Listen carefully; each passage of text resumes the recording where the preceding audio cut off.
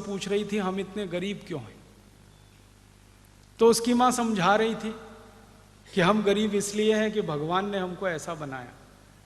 तो मुझे थोड़ा सा क्रोध आ गया, मैंने उनकी बातों में हस्तक्षेप किया और मैंने कहा कि भगवान ने आपको गरीब नहीं बनाया, हमारे देश की शासन व्यवस्था ने आपको गरीब बनाया, सरकार ने गरीब बनाया। अगर भगवान ने आपको गरीब बनाना होता तो भारत में आपको जन्म क्यों देता, पाकिस्तान में पैदा कर देता, बांग्लादेश में पैदा कर देता, अफ्रीका में पैदा कर देता, इंडोनेशिया मलेशिया में पैदा कर देता। आपको भारत में जन्म क्यों दिया उस भगवान ने? जो स्वर्ण भूमि है, जो पुण्य भूमि है, जो शहीदों की भूमि है, महापुरुषों की भूमि है, जो हजारों साल तक सारी दुनिया का केंद्र रही है, ऐसे देश में आपको जन्म मिला है। तो ये तो आप भूल जाइए कि भगवान ने आपको गरीब बनाया। इस देश की सरकार की नीतियां हैं जिन्होंने आपको गरीब बनाया। तो ऐसी बात जब मेरी उनकी शुरू हुई तो मैंने उनका परिचय पूछ लिया, आप कौन हैं, कहाँ के रहने वाले हैं, ये चाय की दुकान कब से चलाते हैं, वगैरह वगैरह। जब उन्होंने परिचय दिया तो मेरे पैर के नीचे की जमीन हट गई। मुझे ऐसा लगा कि मैं कहीं बहुत नीचे गिर गया हूँ। वो माँ ने, उस बेटी ने परिचय दिया कि हम तात्या टोपे के वंशज हैं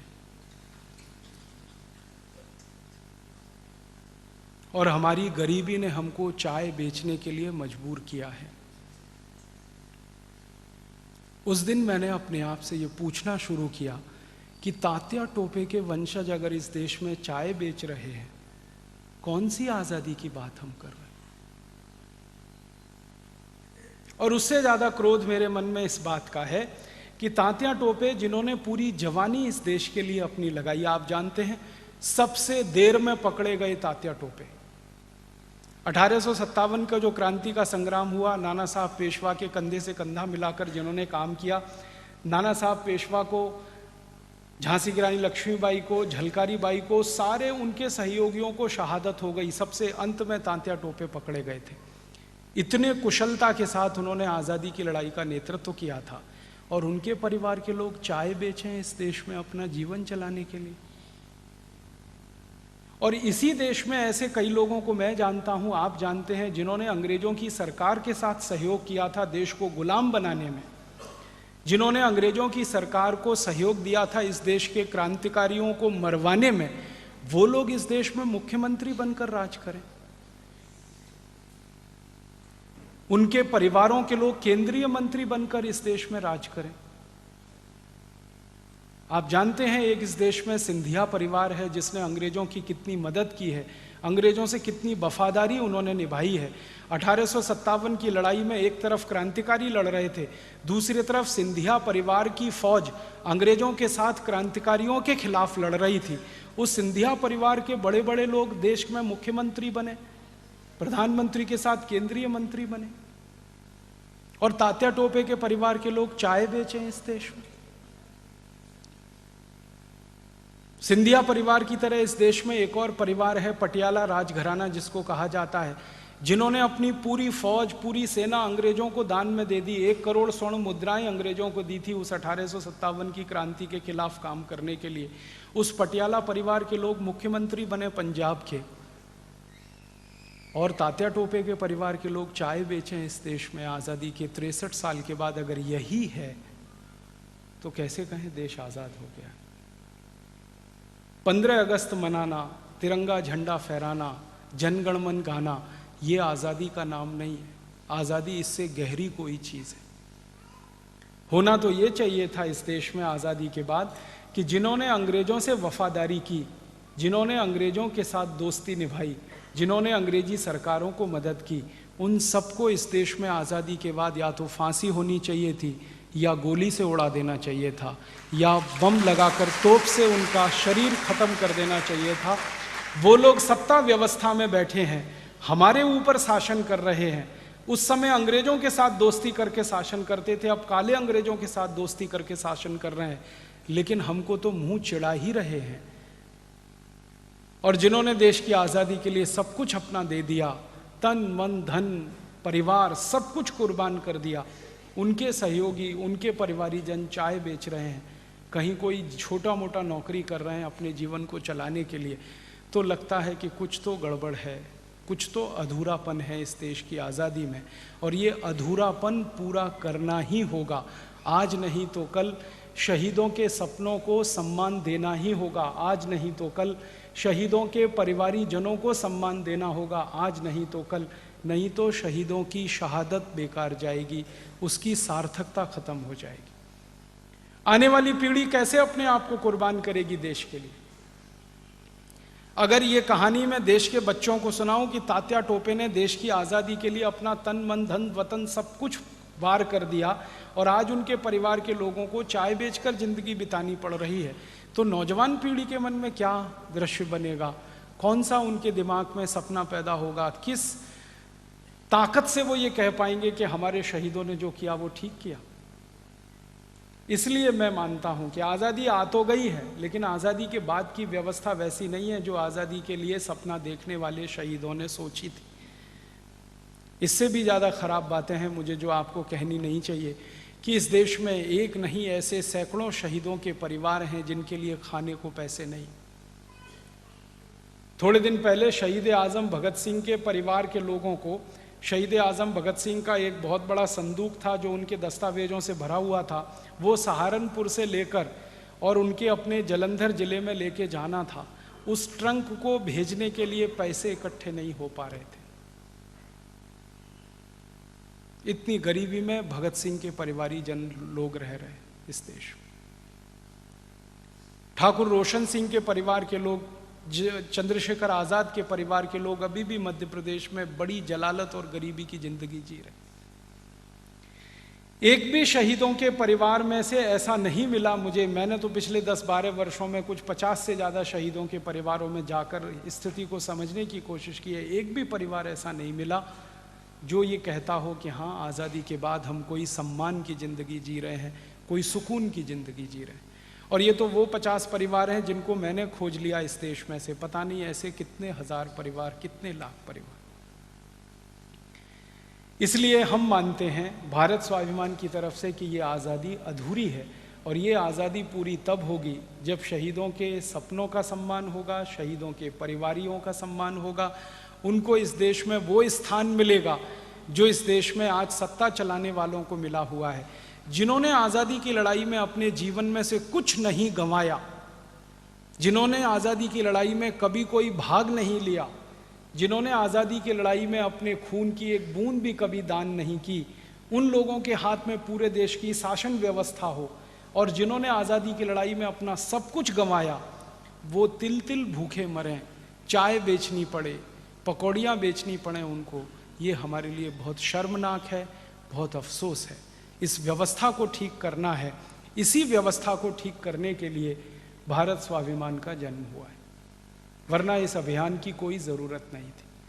63 साल हमने देखा कि कोई सरकार ये काम नहीं कर रही है। 63 साल में इस देश में 20 सरकार आई और चली गई, अलग अलग पार्टियों की सरकारें आई और चली गई। किसी को ध्यान में नहीं आया कि तात्या टोपे के परिवार के लोग चाय बेचें। किसी का दिल नहीं धड़का, किसी के पेट का पानी नहीं हिला इस देश। सालों साल से वो कानपुर सेंट्रल रेलवे स्टेशन पर चाय की दुकान लगाते। इसका मतलब है कि हमारी शासन व्यवस्था में संवेदनहीनता आ गई है, पूरी तरह से संवेदन शून्य हो गया है। चोर उचक्के, लुच्चे, लफंगे, बदमाश, लंपट किस्म के लोग शासन व्यवस्था में आए, जिन्होंने अपराध किए हैं वो इस देश के मंत्री बन जाएं, जिनको जेलों में होना चाहिए वो संसद में जाकर बैठ जाएं, जिनको जेलों में होना चाहिए वो विधानसभाओं में जाकर बैठें, जिन्होंने जिंदगी भर कानून तोड़ने का काम किया है वो कानून बनाए इस देश में। ऐसी आज़ादी हमें नहीं चाहिए। इस आज़ादी की व्यवस्था को तो बदलना ही चाहिए, और इसी बदलाव के लिए भारत स्वाभिमान का अभियान शुरू हो। मैं और एक बहुत गहरी बात आपसे कहना चाहता हूँ। थोड़ी देर पहले मैंने नाम लिया लाला लाजपत राय का, जिनकी मृत्यु हुई थी अंग्रेजी पुलिस के सिर पर लाठियाँ और डंडे खाने से। आपको मालूम है एक ज़माना था जब अंग्रेज़ों की सरकार चला करती थी तो उन्होंने एक कानून बनाया था, उसका नाम था रॉलेट एक्ट। थोड़ा भी इतिहास आपने पढ़ा होगा तो आपको ये कानून का नाम याद आ जाएगा, रॉलेट एक्ट। ये कानून को अंग्रेज लागू करना चाहते थे इस देश में। कानून क्या था किसी भी भारतवासी को कोई भी अंग्रेज पुलिस का अधिकारी घर में जाए, गिरफ्तार करके जेल में डाल दे, उसके ऊपर मुकदमा ना चलाए, फिर भी वो व्यक्ति सालों साल जेल में बंद रहे, ऐसा कानून था रॉलेट एक्ट।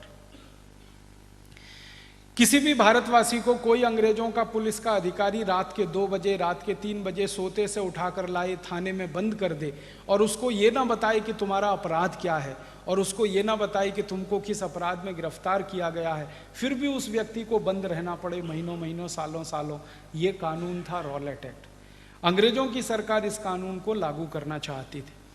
भारत के जो क्रांतिकारी लोग थे वो इस कानून का विरोध कर रहे थे। तो इस कानून का विरोध करने के लिए लाहौर में एक बहुत बड़ी रैली निकाली गई थी, जैसे हम आजकल निकालते हैं सरकार की नीतियों का विरोध करने के लिए। उस रैली का नेतृत्व कर रहे थे लाला लाजपत राय और शांतिपूर्ण रैली थी। उस रैली के ऊपर एक अंग्रेज पुलिस अधिकारी सैंडर्स ने लाठियां चलाई थी और इतनी लाठियां चलाई थी कि लाला जी की रैली से हॉस्पिटल ले जाते हुए मृत्यु हुई थी। लाला जी के सिर में लाठियां मारी गई थी, एक नहीं 14 लाठियां मारी गई थी। आपको मालूम है कि लाठी मारने का भी एक नियम है पुलिस का, और वो नियम ये है कि कमर से नीचे के भाग में ही लाठी मारी जा सकती है, उससे ऊपर लाठी मारी नहीं जा सकती। नियम है ये, पुलिस का नियम है। लेकिन अंग्रेजी अधिकारी सैंडर्स ने उस नियम का उल्लंघन किया, लाला जी के सिर में लाठियां मारी, खून निकला, हॉस्पिटल ले गए, उनकी मृत्यु हो गई। उनकी मृत्यु के बाद भारत के क्रांतिवीर भगत सिंह ने अंग्रेजी अधिकारी सैंडर्स के खिलाफ एक मुकदमा दायर करने का प्रयास किया और मुकदमे का आधार यही था, कानून ये कहता है कि लाठियां कमर के नीचे मारी जानी चाहिए थी, लेकिन शहीद आजम भगत सिंह का कहना था कि सिर पे मारी गई, उससे उनकी मृत्यु हुई। तो भगत सिंह का ये कहना था कि सैंडर्स को सजा मिलनी चाहिए। उसके लिए पहले उन्होंने एफआईआर दर्ज कराने की कोशिश की, लेकिन आसानी से एफआईआर दर्ज नहीं हुई। तो फिर ये सब क्रांतिकारियों ने मिलकर मुकदमा करने के लिए ऊपर के अधिकारियों से बात की। तो ऊपर के अधिकारियों से जब वार्तालाप हुआ इनका, मुकदमा तो दर्ज नहीं हुआ, सिर्फ वार्तालाप हुआ, तो इनको पता चला कि अंग्रेजों की सरकार ने एक कानून बनाया हुआ है, उसका नाम है इंडियन पुलिस एक्ट। ये कानून बनाया था 1860 में और लाला जी को लाठी मारने की घटना हुई 1927 में। तो 1860 से भारत में कानून लागू था, इंडियन पुलिस एक्ट। उस कानून में हर अंग्रेज अधिकारी को राइट टू ऑफेंस और किसी भी भारतीय व्यक्ति को राइट टू डिफेंस नहीं। इसका मतलब क्या? कोई भी अंग्रेज अधिकारी चाहे तो लाठियों से किसी भी भारतवासी को पीट सकता है, कोई भी भारतवासी अपनी जान बचाने के लिए लाठी को पकड़ नहीं सकता। कानून ये थे। राइट टू ऑफेंस माने अंग्रेज अधिकारी चाहे तो लाठियों से मार मार के आपको घायल कर दे, अधमरा कर दे, ये उसका अधिकार है, ये उसका कर्तव्य है, ये उसकी ड्यूटी है। लेकिन कोई भारतवासी उस लाठियों की मार से बचने के लिए लाठी पकड़ ले तो ये कानून के विरुद्ध है और मुकदमा जो चलेगा वो भारतवासी पर चलेगा, क्योंकि उसने पुलिस को ड्यूटी करने से रोका। और पुलिस की ड्यूटी है कि वो लाठियों से आपको पीटे, ये उसका कर्तव्य है। तो आपने उसको रोक दिया, इसलिए मुकदमा आपके खिलाफ चलेगा। तो जब ये मामला आया और इंडियन पुलिस एक्ट की व्याख्या हुई तो शहीद आजम भगत सिंह को उत्तर मिला अंग्रेज सरकार की तरफ से कि सैंडर्स के खिलाफ कोई केस नहीं बनता, क्योंकि सैंडर्स का कर्तव्य था, अधिकार था, उसने लाला जी को मारा। अब मृत्यु हो गई तो हम अफसोस व्यक्त कर सकते हैं, इससे ज्यादा कुछ नहीं। लिहाजा सैंडर्स के ऊपर मुकदमा नहीं चला, न्याय इनको नहीं मिला। तब भगत सिंह को गुस्सा आया और उन्होंने कहा कि अंग्रेजी शासन व्यवस्था में अगर हमको न्याय नहीं मिलता तो हम कानून को अपने हाथ में लेंगे। और उस दिन भगत सिंह ने पिस्तौल उठाई और कसम खाई कि सैंडर्स को मैं मारूंगा। और उसके लिए उन्होंने योजना बनाई और उस योजना में उनके सहयोगी शामिल हुए, चंद्रशेखर आज़ाद उनके साथ शामिल हुए, उनके दूसरे सहयोगी शामिल हुए और एक दिन उस योजना को उन्होंने पूरा किया। सैंडर्स को उन्होंने गोली मारी, भगत सिंह ने गोली मारी। एक गोली में सैंडर्स मर गया था, 2 और मारी। जब भगत सिंह को किसी ने पूछा कि वो तो एक ही गोली में मर गया था, 2 और आपने क्यों मारी, तो भगत सिंह को गुस्सा इतना था, उन्होंने कहा रिवॉल्वर में 3 ही गोलियां थी। अगर 3 और होती तो मैं 6 मारता उसको। क्यों? गुस्सा था उसके खिलाफ। और गुस्सा किस बात का था? सैंडर्स को इंडियन पुलिस एक्ट के आधार पर राइट टू ऑफेंस मिला हुआ था और किसी भी भारतीय व्यक्ति को राइट टू डिफेंस नहीं था। अब इस अपराध की सजा क्या हुई? भगत सिंह की गिरफ्तारी हुई और उनको फांसी की सजा हुई। आपको मालूम है उनको फांसी की सजा इसी अपराध में हुई थी।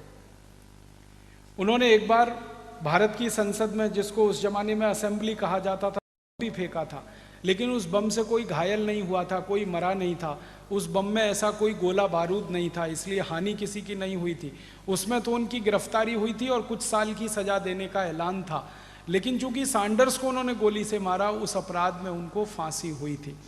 तो भगत सिंह जी को फांसी के पहले पूछा गया बार बार कि आपको क्या कहना है, क्या कहना है, तो वो एक ही बात बार बार कहते थे। जो भी कोई मिलने गया उनसे, विजिटर बुक में लिखा है, लाहौर की जेल में जो जो लोग भगत सिंह जी को मिलने गए, छोटे से लेकर बड़े तक, भगत सिंह सबको एक बात कहते थे कि मैं तो शहीद हो जाऊंगा, मुझे तो फांसी हो जाएगी, लेकिन आप सब भारतवासी मिलकर ये अंग्रेजों का कानून जिसका नाम है इंडियन पुलिस एक्ट, इसको सबसे पहले खत्म कराना।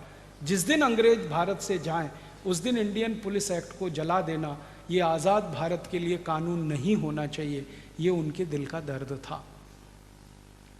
अब मैं आपसे विनम्रता पूर्वक एक बात कहना चाहता हूं, वो ये कि शहीद आजम भगत सिंह के दिल का जो दर्द था कि इंडियन पुलिस एक्ट 1860 वाला कानून बदल जाना चाहिए अंग्रेजों के जाने के बाद, लाला लाजपत राय को जिस अंग्रेजी कानून के तहत लाठियां मारी गई, पुलिस ने उनको पीटा और उनकी मृत्यु हुई, वो कानून आज़ादी मिलने के 63 साल के बाद भी इस देश में चल रहा है, वैसे ही चल रहा है जैसे अंग्रेजों के ज़माने में चलता था। अभी भी पुलिस अधिकारियों को राइट टू ऑफेंस है और किसी भी भारतवासी को राइट टू डिफेंस नहीं है।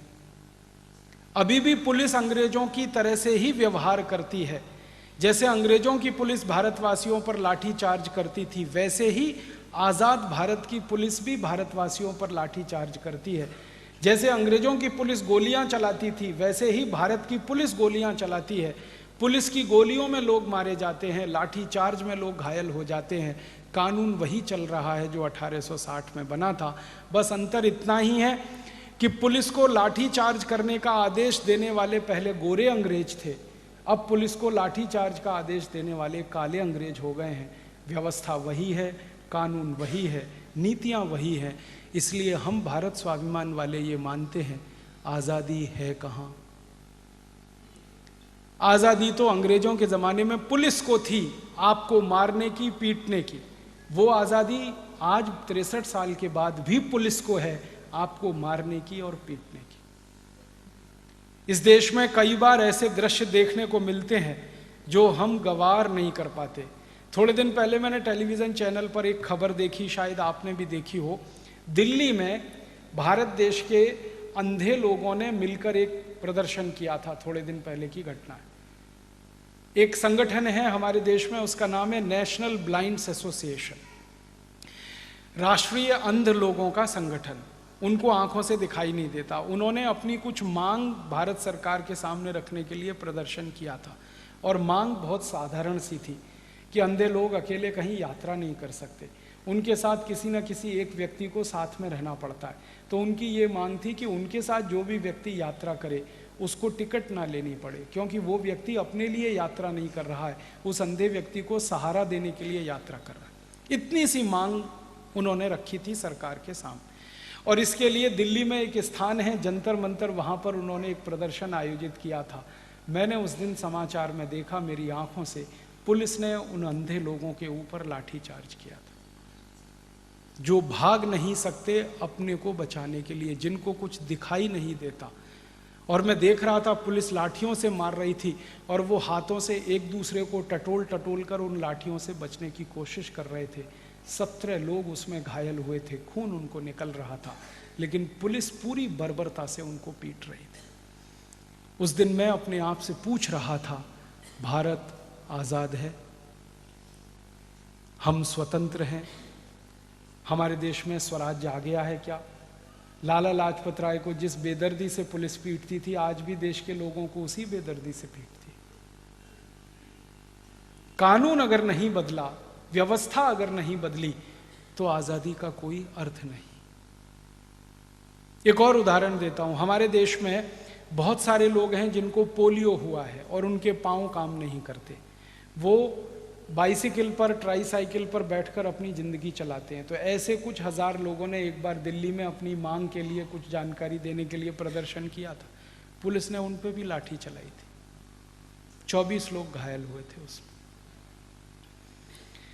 अभी थोड़े दिन पहले की घटना है, राजस्थान में सरकार एक चला करती थी जो अब चली गई, अब भूतपूर्व हो गई वो सरकार।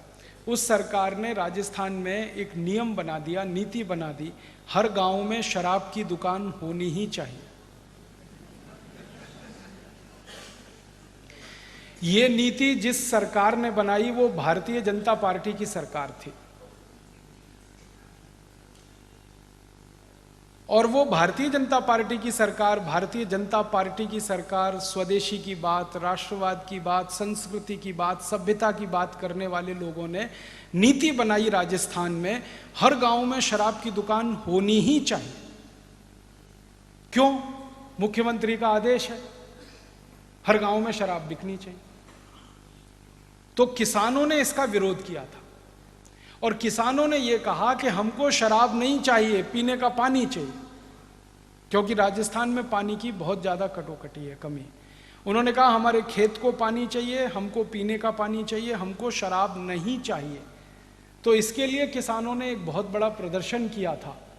उस प्रदर्शन के ऊपर राजस्थान की मुख्यमंत्री का आदेश हुआ, पुलिस ने गोलियां चलाई, 21 किसान मारे गए उसमें। उनका अपराध क्या था? किसानों ने सिर्फ ये कहा था कि हमें शराब नहीं चाहिए, हमें पीने का पानी चाहिए।